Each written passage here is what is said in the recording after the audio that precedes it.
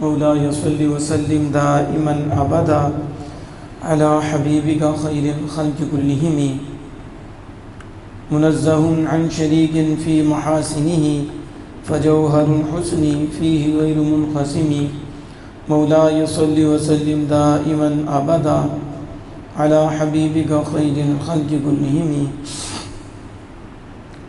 يا أكرم الخلق ما لي من ألوذ به سواك عند حلول حادث العمم مولاي صل وسلم دائما أبدا على حبيبك خير الخلق كلهم يا رب بالمصطفى بلغ مقاصدنا واغفر لنا ما مضى يا واسع الكرم مولاي صل وسلم دائما أبدا على حبيبك خير الخلق كلهم اللہ جل جلالہ کے فضل و کرم اور اس کی توفیق سے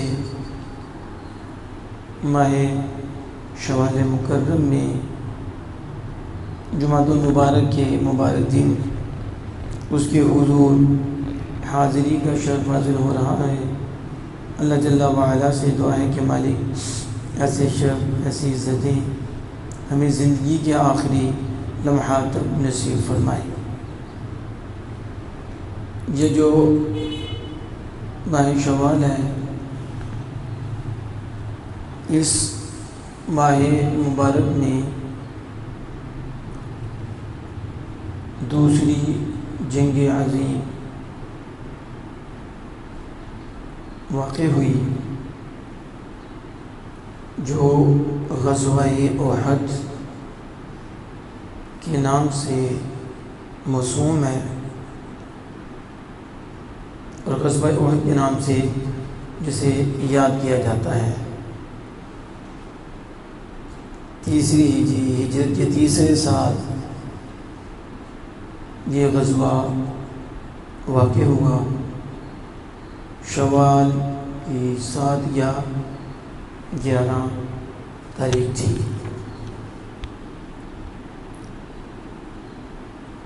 بعد نے کہا کہ شوال کا نصف ماہ تھا، یعنی 15ویں شوال، اس لیے 15ویں شوال سید الشہداء حضرت امیر حمزہ رضی اللہ تعالی عنہ کا دن منایا گیا کہ اس دن آپ کی شہادت ہوئی۔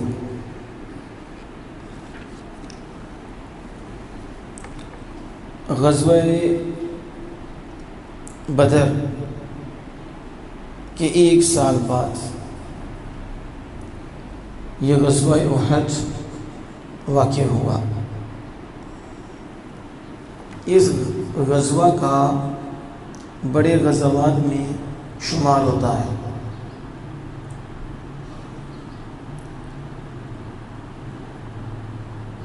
غزوات اسلام اور دینی طاقت کے اعتبار سے یہ غزوہ اور غزوہ بدر کی طرح ہے، یعنی اسلامی طاقت اور دینی طاقت کے اعتبار سے غزوہ بدر کی طرح ہے، سوائے اس بات کے کہ غزوہ بدر میں حسن و جمال اور فضل و کمال تھا، اور غزوہ احد میں اللہ رب العزت کی بڑائی اور اس کے جلال کا ظہور بھی ہے کہ اس غزوہ میں اللہ عز و جل کے جلال کا بھی ظہور ہے اور اللہ عز و جل کی بڑائی کا بھی ظہور ہے۔ اسی وجہ سے کہ اس میں غزوہ بدر کے اسیروں کے فدیوں کا بدلہ ہے۔ ادھر اتنے کفار کے شہید ہوئے غزوہ بدر میں، اس میں غزوہ احد میں مسلمانوں کے شہید ہوئے۔ اور اس وجہ سے بھی کہ بعض مجاہدین نے اپنی معین جگہ کو چھوڑ کر جہاں رسول اکرم صلی اللہ علیہ وسلم نے انہیں فائز فرمایا تھا اور جہاں رسول اکرم صلی اللہ علیہ وسلم نے ان کو قائم فرمایا تھا، وہ اپنی جگہ پر ثابت قدم نہ رہ سکے اور وہ اس جگہ پہ قائم نہ رہ سکے، اور مال غنیمت اور دشمنوں کا ساز و سامان ان کا مال سمیٹنے میں مشغول ہو گئے۔ جیسا کہ خود اللہ جل وعلا فرماتا ہے منکم من یرید الدنیا ومنکم من یرید الآخرہ، تم میں سے کچھ وہ ہیں جو دنیا کو چاہتے ہیں، جب ذکر کیا، کچھ وہ ہیں جو آخرت کو چاہتے ہیں۔ تو تم میں سے کچھ وہ ہیں جو دنیا کو چاہتے ہیں اور کچھ وہ ہیں جو آخرت کو چاہتے ہیں، یعنی کہ نبی مکرم فخر دو عالم صلی اللہ علیہ وسلم نے جہاں رہنے کا ٹہنے کو کم دیا وہاں سے وہ پیچھے ہٹ گئے، اور اللہ تعالیٰ نے آیت کے مناظر فرما دی کہ تم میں سے کچھ دنیا چاہتی ہیں کچھ آخرت چاہتے ہیں۔ تو اس آیت میں غیر ذمہ دارانہ رویے اور خوف کے علاوہ ان باتوں کی طرف بھی اشارہ فرمایا گیا کہ جن کا آئندہ ذکر کیا جائے گا، ان کا بھی ذکر فرما دیا۔ مواہب لدنیا میں یہ بات موجود ہے کہ بعض علماء کرام کے حوالے سے کہ جو شخص یہ کہے کہ رسول اللہ صلی اللہ علیہ وسلم کو غزوہ احد میں شکست ہوئی ہے، تو ایسے شخص سے توبہ کرائی جائے گی، ایسے شخص سے توبہ کرائی جائے گی۔ اگر وہ توبہ نہ کرے تو ایسے شخص کو قتل کر دیا جائے۔ کہ جو یہ کہے کہ غزوہ احد میں رسول اللہ صلی اللہ علیہ وسلم ہار گئے، شکست کھا گئے، ایسے شخص کو توبہ کرائی جائے، توبہ نہ کرے تو ایسے شخص کو قتل کر دیا جائے۔ کیوں؟ کہتے رسول اکرم صلی اللہ علیہ وسلم مرکز یقین پر تھے، اس لیے رسول اکرم صلی اللہ علیہ وسلم کی طرف شکست اور ہار کی نسبت کرنا یقین کے انکار پر لازم آتا ہے، یعنی کہ رسول اکرم صلی اللہ علیہ وسلم کو یقین ہی نہیں تھا، تو یہ یقین کے انکار پر لازم آتا ہے، تو اس کا سبب کفر ہے، لہذا ایسا شخص پھر بچے گا نہیں۔ اس لیے بڑے سوچ سمجھ کے گفتگو کرنی چاہیے کہ نعوذ باللہ من ذالک نبی مکرم فخر دو عالم صلی اللہ تعالیٰ علیہ وآلہ وسلم کو کوئی شکست نہیں ہوئی۔ احد مدینہ منورہ کے پہاڑوں میں سے ایک مشہور پہاڑ ہے، اصل اس کا تلفظ احد ہے، لیکن اردو میں ہمارے یہاں بولا جاتا احد بولا جاتا، تو یہ مدینہ منورہ کے پہاڑوں میں سے ایک مشہور پہاڑ ہے۔ یہ توحد سے بنا ہے، کیوں؟ کیونکہ یہ پہاڑ دوسرے پہاڑوں سے ہٹ کر الگ تھلگ اور منفرد ہے، یعنی یہ کسی اور پہاڑ کے ساتھ جڑا ہوا نہیں ہے، اس کے ساتھ کوئی پہاڑ ملا ہوا نہیں ہے، تو یہ توحد سے بنا ہے، یعنی ان سے الگ تھلگ اور ان سے ہٹ کر منفرد ہے اور تنہا ہے، اس لیے اسے احد کہتے ہیں۔ یہ پہاڑ کا ایک ٹکڑا ہے جو مدینہ منورہ کے شمال میں 2 میل یا 2 میل سے زیادہ فاصلے پر واقع ہے۔ اللہ سب کو اپنے محبوب کریم صلی اللہ تعالیٰ علیہ وآلہ وسلم کے شہر مدینہ پاک میں بلائی۔ پھر آپ دیکھیں کتنا بڑا یہ پہاڑ ہے اور اس کے ساتھ کوئی پہاڑ نہیں ہے، اس کے ساتھ، اور یہ شمال میں 2 میل یا اس سے زیادہ کے فاصلے پر واقع ہے۔ جبل احد ایمان والوں کی فتح اور نصرت کا مقام ہے، تو یہ ایمان والوں کی فتح کی جگہ ہے اور یہ نصرت کی جگہ ہے۔ اس کی حدیث پاک میں بڑی فضیلت آئی ہے اس پہاڑ کی۔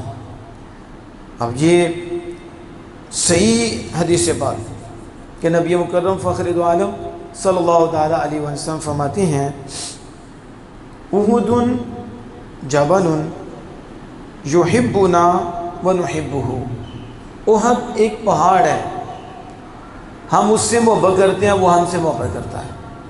دیکھو اب رسول اکرم صلی اللہ علیہ وسلم فرما رہے ہیں کہ احد ایک پہاڑ ہے، لیکن ایسا پہاڑ ہے کہ وہ ہم سے پیار کرتا ہے اور ہم احد پہاڑ سے پیار کرتے ہیں۔ ایک روایت میں آتا ہے کہ ایک دن رسول کریم صلی اللہ تعالیٰ علیہ وآلہ وسلم کی جبل احد پر نظر پڑی، جبل احد پر نظر پڑی تو آپ نے بلند آواز سے کہا اللہ اکبر، اور فرمایا ھذا جبل یحبنا ونحبہ علی باب من ابواب الجنہ۔ تو آپ نے فرمایا یہ ایک پہاڑ ہے جو ہم سے محبت کرتا ہے اور ہم اس سے محبت کرتے ہیں، اور یہ جنت کے دروازوں میں سے ایک دروازے پر ہے۔ اب یہ احد پہاڑ جنت میں جائے گا، کہاں؟ یہ جنت کے دروازوں میں سے ایک دروازے پر ہے۔ اور ایک حدیث پاک میں یہ بھی آتا ہے کہ نبی اکرم صلی اللہ علیہ وسلم کہتے ہیں عیر جبل یبغضنا ونبغضہ علی باب من ابواب جہنم من ابواب النار۔ میں عیر ایک پہاڑ ہے جو ہم سے نفرت کرتا ہے، جو ہم سے دشمنی کرتا ہے اور ہم اس سے دشمنی کرتے ہیں۔ میں عیر ایک پہاڑ ہے جو میرا دشمن ہے، کہ رسول اکرم صلی اللہ علیہ وسلم فرما رہے ہیں، اور ہم عیر کے دشمن ہیں، عیر پہاڑ کے دشمن ہیں، اور یہ جہنم کے دروازوں میں سے ایک دروازے پر ہے۔ اب دیکھو رسول اکرم صلی اللہ تعالی علیہ وآلہ وسلم کو اللہ پاک نے ہر شے کا علم دے رکھا ہے کہ نبی مکرم فخر دو عالم صلی اللہ علیہ وسلم جانتے ہیں کہ ہم سے کون محبت کرتا ہے اور ہم سے کون بغض رکھتا ہے، کون دشمنی ہم سے کرتا ہے۔ اب بتاؤ جو صبح و دن توحید کی باتیں کرتی ہیں، وہ کہتے ہیں انہیں اس کا نہیں پتہ، انہیں اس کا نہیں پتہ۔ ہم نے کہا تو اس ممبر پہ بیٹھنے کا حق بھی نہیں رکھتا، بلکہ تو کافروں کا کلمہ پڑھ جا کر اور منافقت کرنی چھوڑ دے کہ ممبر پہ بیٹھ کے کہتا انہیں اس کا نہیں پتہ، انہیں اس کا نہیں پتہ۔ کمینے، میرے آقا تو ان پتھروں کو بھی جانتے ہیں جو حضور سے پیار کرتے ہیں، انہیں بھی جانتے ہیں جو حضور کو سلام کرتے ہیں، اور حضور ان کو بھی جانتے ہیں جو حضور سے دشمنی کرتے ہیں۔ آپ جان سکتے ہیں پتھر بھی دشمنی کرتا، اب جن کی عقلیں چٹاکی بھی نہیں تو ان کا کیا بنے گا؟ انہوں نے کہا پتھر بھی، ہم نے کہا پتھر دل کو سمجھ نہیں آتی، جس کے دل میں اللہ نور پیدا کرتا ہے اور جس کا دل اللہ کے نور سے روشن ہوتا ہے، جس کی عقل نور ایمان سے روشن ہوتی ہے، انہیں سمجھ آتی ہے پتھر بھی کلام کرتے ہیں، پتھر بھی پیار کرتے ہیں، اور پتھر بھی دشمنی رکھتے ہیں۔ اللہ نے ان میں بھی یہ چیز رکھی ہے۔ تو آمینہ کے لال صلی اللہ علیہ وسلم نے اس کو واضح فرما دیا کہ احد پہاڑ ہم سے محبت کرتا ہے، ہم اس سے کرتے ہیں، اور یہ جنت کے دروازے میں سے ایک دروازے پر ہے۔ عیر پہاڑ ہم سے نفرت کرتا ہے اور ہم عیر پہاڑ سے نفرت کرتے ہیں، یہ جہنم کے دروازوں میں سے ایک دروازے پر ہے۔ اور میرے آقا دو جہاں صلی اللہ علیہ وسلم کہتے ہیں المرء مع من احب، آدمی اسی کے ساتھ ہے جس سے اس نے محبت کی ہے، یعنی جس کو جس سے پیار ہوگا وہ اسی کے ساتھ ہوگا۔ جس کا ابو جہل سے ہوگا ابو جہل کے ساتھ ہوگا، جس کو ابو جہل کے شتونگڑوں سے پیار ہوگا وہ انہی کے ساتھ ہوگا، جنہیں آمینہ کے لال سے ہوگا اور حضور کے یاروں سے ہوگا وہ انہی کے ساتھ ہوگی۔ المرء مع من احب، امام نووی فرماتے ہیں یہ جو ہے نا پتھر کا محبت کرنا اور پتھر کا پیار کرنا اور پتھر کا رسول اللہ سے دشمنی کرنا اور نفرت کرنا، یہ حقیقت پر مبنی ہے، یہ کوئی مجاز نہیں ہے، اس سے کوئی اور معنی نہیں لیں گے، اس سے معنی یہی لیں گے حقیقت میں پتھر محبت کرتا ہے اور حقیقت میں پتھر دشمنی کرتا ہے۔ لیکن جنہیں رب نور دیتا ہے انہیں سمجھ آتی ہے۔ ہم کہتے ہیں سمجھ آئے یا نہ آئے، آمینہ کے لال کا فرمان ہمارے سر کا تاج ہے، حضور نے جو فرما دیا وہ حق ہے۔ لیکن امام نووی فرماتے ہیں وہ پتھر محبت بھی کرتا ہے دشمنی بھی کرتا ہے. لہٰذا المرء مع من احب، جو جس سے محبت کرتا ہے وہ اسی کے ساتھ ہوگا. تو پھر یہ پہاڑ جنت میں حضور کے ساتھ ہوگا، جہاں حضور رونق افزو ہوں گے، اور جہاں رونق فرمائیں گے، تشریف فرما ہوں گے، وہاں بھی یہ احد پہاڑ ہوگا. یہ جنت کا پہاڑ ہے اس کا. اور دیکھا کہ پتھروں میں بھی دشمنیاں ہوتی ہیں، پتھر میں بھی محبت کرنے والے ہیں. یہ حالانکہ جمالات میں سے ہے، جمی ہوئی چیز ہے، لیکن اللہ بہمت وَإِن مِّن شَيْءٍ لَّا يُسَبِّحُ بِحَمْدِهِ وَلَٰكِن لَّا تَفْقَهُونَ تَسْبِيحَهُ. ہر شے اللہ کی پاکی بیان کرتی ہے، اس کی حمد کرتی ہے ہر شے، لیکن تم اس کی تسبیح نہیں سمجھتے. تفقہون تسبیحہم، تم اس کی تسبیح نہیں سمجھتے. دیکھو محبت کرنا یہ اور دشمنی کرنا یہ عقل اور شعور کے ساتھ ہے، عقل کے ساتھ ہے. لیکن اب پتھر میں بھی عقل ہے، پتھر بھی سمجھتا. ہم نے کہا ہاں پتھر بھی سمجھتے ہیں، لیکن جسے دل کی لائٹ ملی ہے انہوں نے بتایا پتھر سمجھتے ہیں. پتھر اہل بصیرت نے فرمایا یہ حق بات ہے کہ وہ لکڑی کا تنا، درخت تنا، وہ ایک خشک لکڑی جس سے حضور ٹیک لگا کر خطبہ ارشاد فرمایا کرتے تھے، جب اسے چھوڑا تو پھر وہ رونے لگ گئی، اور اتنا روئی یہاں تک کہ صحابہ بھی رو پڑے. تو حضور کے عشق میں اس کا یہ حال ہو گیا. تم یہ نبی مکرم فخر دو عالم سے ہاتھ رکھا، ہچکیاں بدھی ہوئی تھی، تو پھر آہستہ آہستہ کر کے وہ خاموش ہو گیا. تو کیا تنا کو بھی عشق ملتا ہے؟ تنے میں بھی محبت ہوتی ہے. ہم کہاں جب یار سے لگ جاتے ہیں سوکھے بھی تر ہو جاتے ہیں، اور ان میں محبت کا نور بھی آ جاتا ہے. یہ اس نے حنانہ ہے. تو وہ بھی بولنے لگا اور آمینہ کے لال سے گفتگو کرنے لگا، اور حضور صلی اللہ علیہ وسلم نے اسے اختیار دیا تو اس نے آخرت کو چوز کر لیا. تو مولانا حکوم کہتے ہو دیکھ تنا ہے، اسے محبت ملی ہے، اس نے بھی کہا فانی دنیا کو نہیں چنتے، جو باقی رہتی ہے اسی کو چنتے، اسی کو اختیار کرتے ہیں. تو یہ اس نے حنانہ یہ بھی بولا. اور صرف یہ نہیں، نبی مکرم فخر دو عالم صلی اللہ تعالیٰ علیہ وآلہ وسلم کو تو پتھر بھی سلام کرتے ہیں. حضرت علی شیر خدا فرماتے ہیں کہ سلام کی آواز آتی تو پتھر حجر رسول اکرم صلی اللہ علیہ وسلم کو سلام کرتے ہیں. تو اس لیے یہ اپنی حقیقت پر ہیں کہ پہاڑ بھی محبت کرتے ہیں، پہاڑ بھی دشمنی کرتے ہیں، اور یہ چیزیں بھی محبت اور دشمنی کرتی ہیں، لیکن ہمیں سمجھ نہیں آتا، ہمیں سمجھ نہیں آتا. الغرض میں جو بات کر رہا تھا کہ احد کتنا عظمت والا یہ پہاڑ ہے کہ نبی اکرم صلی اللہ علیہ وسلم ہے یہ ہمارا محبوب ہے، ہمارا محبوب ہے، اور ہم اس کے محبوب ہیں.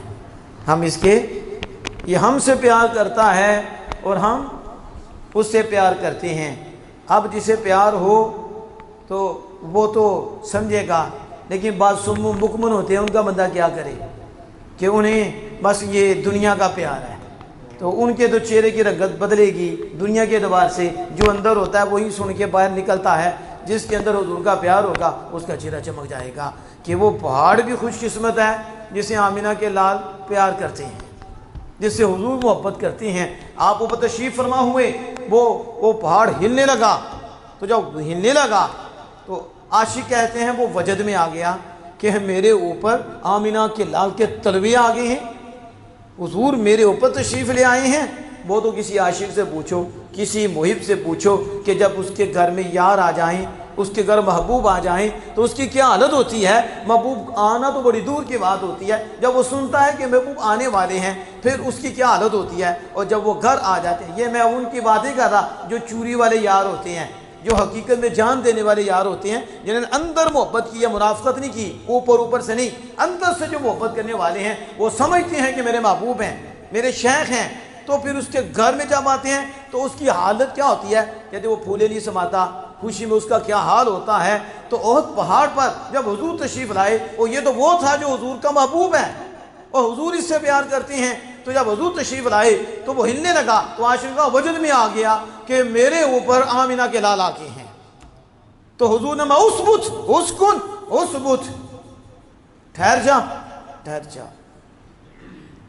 تیرے اوپر نبی احد، تجھ پر ایک نبی ہیں، او شہید، یا تجھ پر شہید ہے، علیہ کا نبی۔ آپ احد کو بھی حضور خطاب کر رہے ہیں، احد کے کان ہیں، وہ سنتا ہے، وہ سمجھتا ہے۔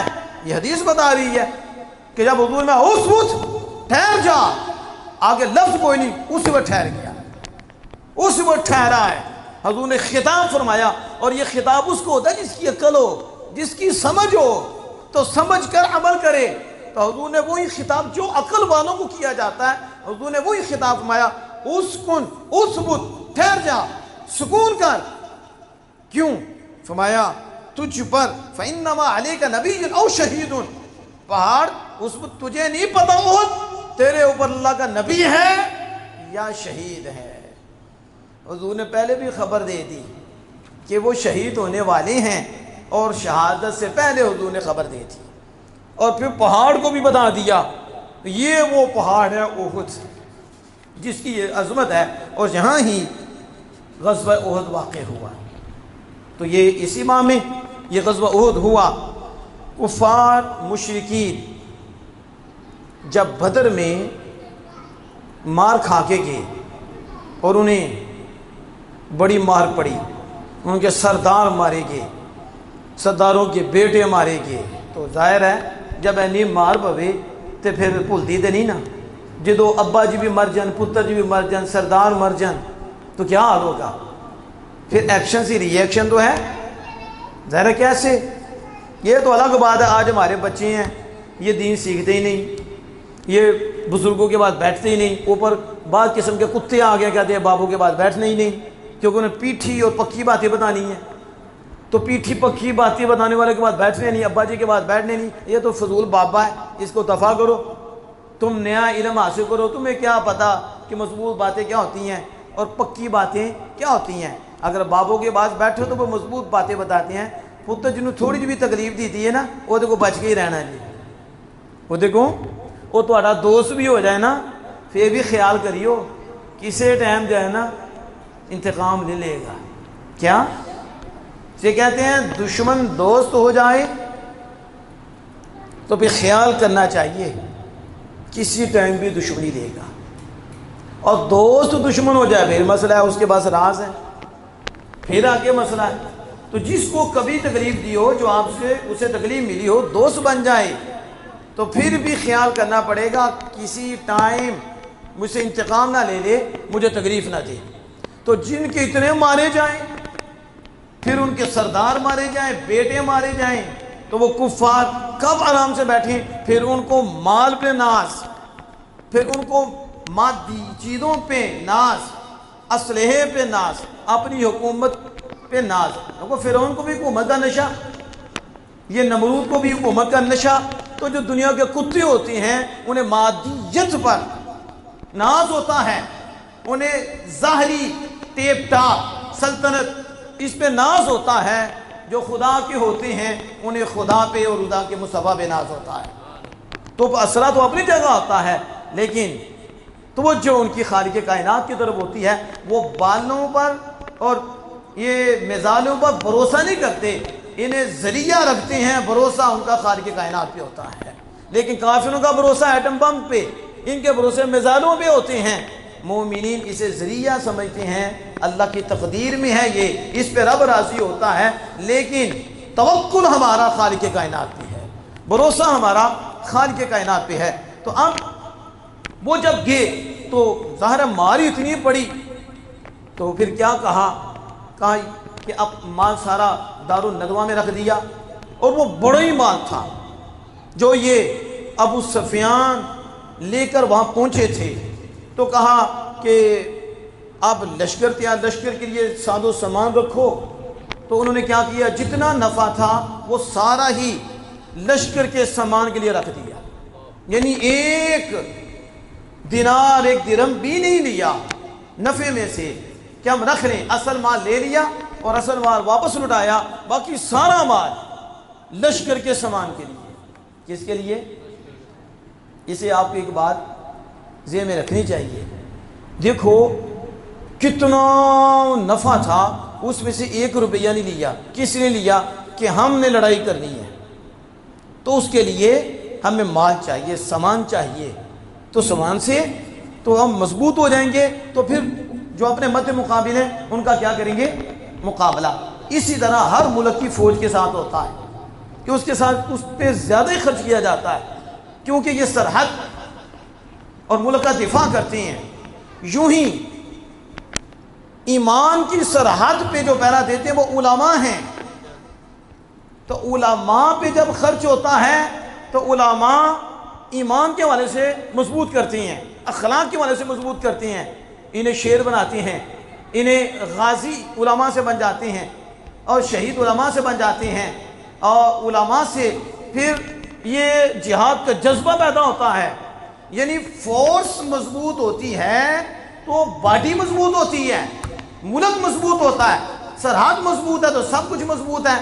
اسی طرح علماء کرام بھی اسلام کی سرحد کے فوجی ہیں. جب یہ مضبوط ہوتے ہیں تو پھر عوام کے ایمان، اخلاق، کردار مضبوط ہوتے ہیں. بدقسمتی کے ساتھ کہ آج ہمارے ہاں ہمارا پیسہ یہ مروجہ نعت خوانی پہ خرچ ہو رہا ہے. خانقاہیں اتنی بڑی بنا دیں، آستانے اتنے بڑے بنا دیے، اور جو رسول اکرم صلی اللہ علیہ وسلم نے صفہ پہ بیٹھ کے دین کا نور عام کیا، علم کو نور عام کیا، وہاں کوئی بھی نہیں. جہالت بانٹی جا رہی ہے اور پیسہ سارا کن پہ لگایا جا رہا ہے؟ ان پہ لگایا جو فاسق و فاجر ہیں، قوال، نہ داڑھی، نہ منہ، نہ نماز، بدتمیز قسم کے، اور فاسق و فاجر، نشے کرنے والے، نماز نہ پڑھنے والے، ان پہ لٹایا جا رہا ہے. اور پھر نعت خوانی اس پہ لٹایا جا رہا ہے. اور پھر جب فورس کی طرف توجہ ہی نہیں، علماء کی طرف توجہ ہی نہیں، سامان ان کے لیے نہیں، تو پھر یہی حال ہوگا کہ ایک گھر میں کوئی وہ صحابہ کا منکر، اور کوئی آل رسول کا منکر، اور کوئی ازواج رسول کا منکر، کوئی کمینہ کتا اولیاء کا منکر، کوئی رسول اللہ پہ بول رہا ہے. گھر ایک ہی ہے، اس کے اندر ایسے کمینے اور بدتمیز پیدا ہوئے. وجہ ہماری ہے، ہم نے علماء اور فوج جو اسلام کی تھی اس کو مضبوط نہیں کیا، تو ہمارے گھر میں شیطانیت آ گئی اور دشمن ہمارے گھر میں آ گیا اور بچے بگڑ گئے ہیں. آپ سمجھ رہی ہیں؟ اس لیے یہ بات کر رہا ہوں، کفار دیکھو کیا کر رہے تھے کہ اپنا نفع کدھر لگا رہے تھے؟ فوج کے لیے لگا رہے تھے کہ مقابلہ کرنا ہے. اب مجھے بتاؤ، یہ قادیانیوں کا مقابلہ کس نے کرنا ہے؟ یہ یہودیوں کا مقابلہ کس نے کرنا ہے؟ اور آپ کو بتانا کس نے ہے؟ علماء نے. اور آپ نے علماء کو مضبوط کرنے کی بجائے آپ تو علماء پہ بولتے ہو، علماء پہ منہ کھولتے ہو. اور یہ جو مسجد میں بیٹھے ہو یہ بھی علماء کے صدقے سے بیٹھے. علماء نہ بتائیں تو آپ گرجے گھروں میں ہوں، آپ پتہ نہیں کہاں سے کہاں ہوں، آپ کی نماز بھی درست ہوتی ہے تو علماء سے درست ہوتی ہے، آپ کا ایمان درست ہوتا ہے تو علماء سے درست ہوتا ہے. اور آپ کے ایمان بچے ہیں تو اللہ نے ذریعہ علماء کرام کو بنایا ہے. یہ اسلام کی فوج ہے اور یہ طلباء اسلام کی فوج ہے. جو انہیں مضبوط کر رہا ہے دیکھ لو ان کے گھر مضبوط ہوں گے. جن کا علماء سے پیار ہوگا اور دین کے طالب علم سے پیار ہوگا، اولیاء سے پیار ہوگا، دیکھ رہے ہیں ان کے گھر میں بھی بچے کیسے ہیں، ان کے گھر میں بھی نور ہوگا. اور جو گھر بھی علماء کے خلاف بول رہے ہوں گے ان کے گھر میں دیکھو کتنے پیدا ہو گئے ہوں گے، طرح طرح کی باتیں کریں گے. یہاں سے بات چلی تھی کہ مال جب خرچ کرنا ہے تو ترجیحی بنیاد پر علم دین کو سامنے رکھو، قرآن کو سامنے رکھو کہ جو قرآن پڑھانے والے ہیں، دین پڑھانے والے ہیں، ہمیں اللہ کی راہ بتانے والے ہیں، ہم نے ترجیحی بنیاد پر ان پہ مال خرچ کرنا ہے. جب ہمیں ہوش آ گئی تو اللہ کے فضل و کرم سے پھر آپ دیکھنا یہ محلہ کیا گلی گلی تمہیں رسول اللہ کے غلام ملیں گے، اسرائیل ادھر بیٹھ کے روئے گا. لیکن جب اسے پتہ یہ ہمارے ہی ہوگی، یہ آج بھی موبائلوں میں ہمیں ہی دیکھ رہے ہیں، یہ کیا لفظ بولوں کن کو دیکھ رہے ہیں، یہ کس کے اندر سے ہم نے کھوکھلا کر لیا. انہوں نے کرنا کیا ہے؟ لباس ان کے ہمارے جیسے ہو گئے، منہ ہمارے جیسے ہو گئے، ان کے مسجد ان کی خالی ہو گئی ہیں، قرآن یہ نہیں پڑھتے، جہاد کا جذبہ ان سے کم ہوتا جا رہا ہے. ہم نے کھوکھلا تو ان کو کر دیا، علماء سے دور کر دیا، علماء کے دشمن بنا دیا. تو جب علماء کے دشمن بنے تو علم ہی کوئی نہیں، پھر خود مفکر بن گئے، خود ہی عالم بن گئے. تو یہی حال ہوگا، پھر ہر کوئی اپنے آپ کو بچانے کی کوشش کرے گا. یہ حالات بن جاتی ہیں.